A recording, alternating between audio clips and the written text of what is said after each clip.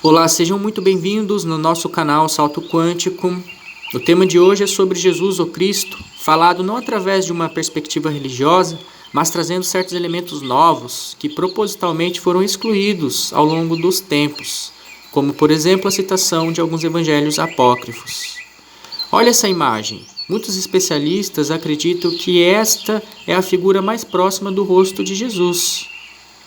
É bem diferente dos rostos que nós vemos de Jesus nos filmes, ou achamos ou pensamos que é.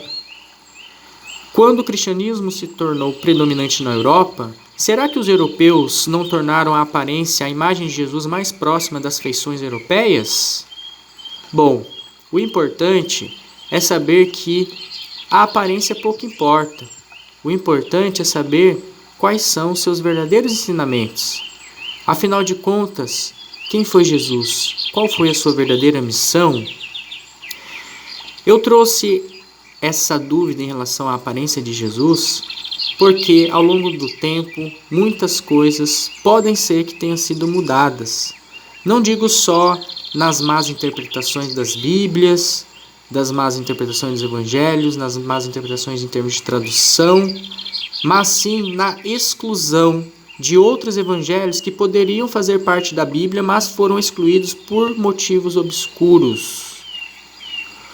Nós temos que entender que sim, existem os evangelhos apócrifos que hoje mais do que nunca estão sendo descobertos em vários sítios arqueológicos, estão sendo comprovados que são ensinamentos autênticos de Jesus, porém foram dados por outros discípulos ou até mesmo pelos mesmos discípulos, porém trazendo outros conhecimentos complementares aos ensinamentos de Jesus, mas que infelizmente não foram incorporados pela Bíblia por motivos históricos. Você que é cristão tem a obrigação de investigar e ver qual foi o contexto histórico da criação da sua religião.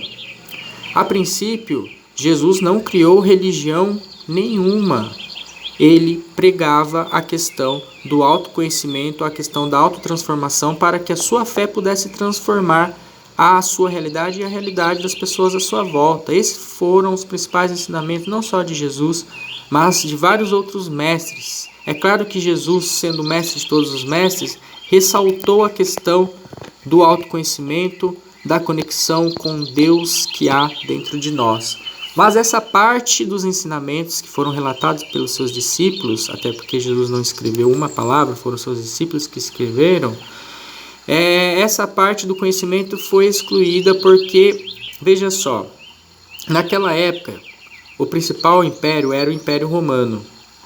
Ele é que dominava praticamente a Europa, o mundo ali inteiro antigo, né? Não tinha acesso à América, mas tinha acesso ali a várias regiões, não só da Europa, até parte da Ásia, parte da África ali, enfim.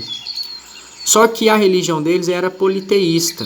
O cristianismo, né, surgiu aí nesse contexto de Império Romano e a princípio o Império Romano, além de contribuir com esse drama de crucificação, também passou a perseguir todos os outros cristãos daquela época.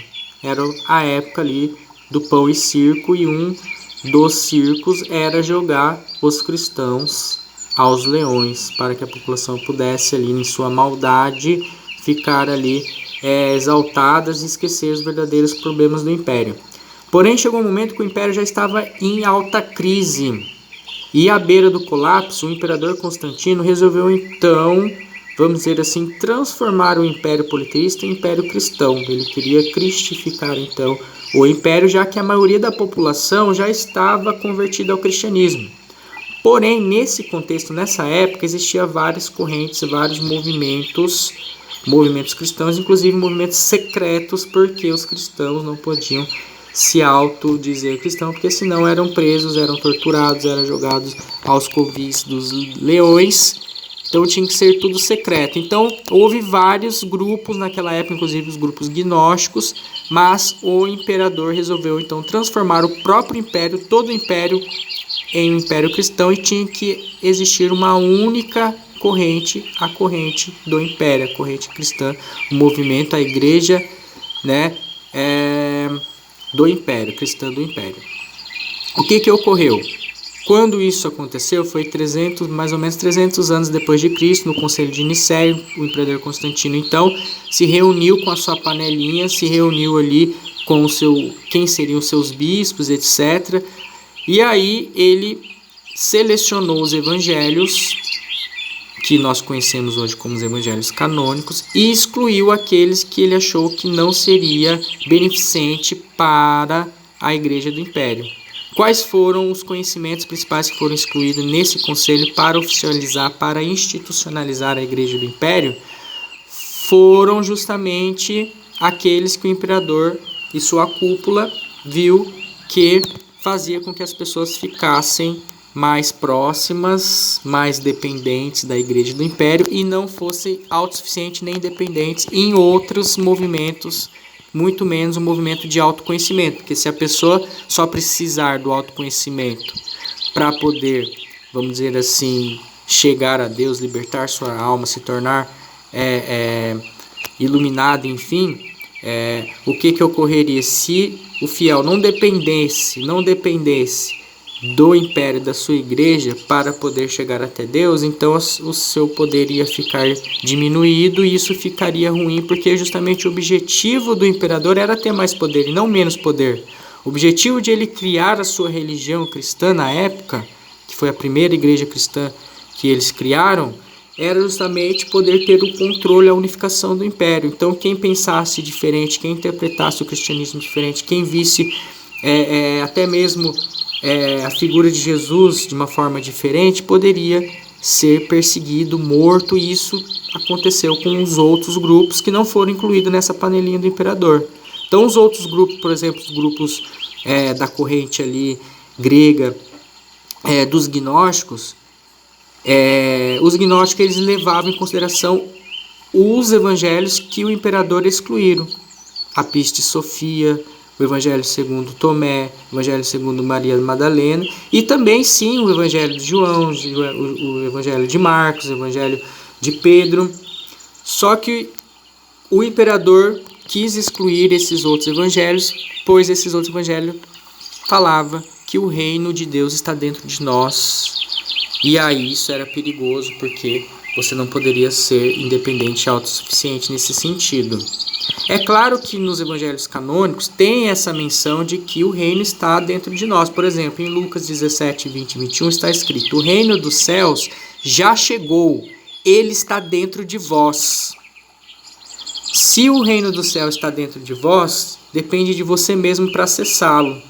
Você não depende da igreja, não depende da liturgia, não depende dos bispos, não depende dos padres, não depende... Então é isso que foi sendo tirado. Porém, ainda há nos evangelhos canônicos atuais da Bíblia ainda essa menção de que o reino do céu já chegou, ele já existe. Você não vai precisar de uma vida pós-morte para atingir o céu. Pelo contrário, você tem que purificar a si mesmo para transformar essa realidade atual num mundo mais próximo de perfeição e harmonia, que é a questão da definição dos céus. Isso depende de você mesmo, do seu nível de ser, do seu despertar da consciência. É a tua fé que te salva, e não a tua dependência em um lugar, a tua dependência em uma instituição, a tua dependência em relação a qualquer outro líder. Então é possível seguir os ensinamentos de Jesus levando em consideração outros viés, o viés que a sua própria consciência vai descobrir? Sim, este é o seu verdadeiro dever. Vai a fundo, vai pesquisar e principalmente coloque em prática os ensinamentos desse mestre dos mestres. É falado hoje em dia em cristianismo quântico, na medida em que afirma que vós sois deuses, no sentido de sua consciência ser algo divino e o seu ego ser algo ligado às ilusões que você tem que transcender.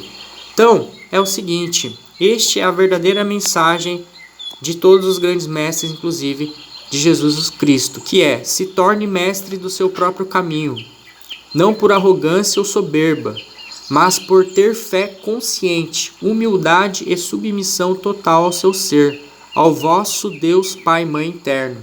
Esse foi o maior ensinamento de todos os grandes mestres e do Cristo. Deus habita na essência de todos os seres e é o mesmo uníssimo Criador de todo o universo. Somos deuses quando, assim como Jesus, nos tornamos filhos autênticos de Deus. E essa transformação e ressurreição ocorre na proporção que nos tornamos seguidores absolutos do Pai interno, do nosso ser essencial ou consciente. Salmo 82, 6. Eu disse: sois deuses, sois todos filhos do Altíssimo.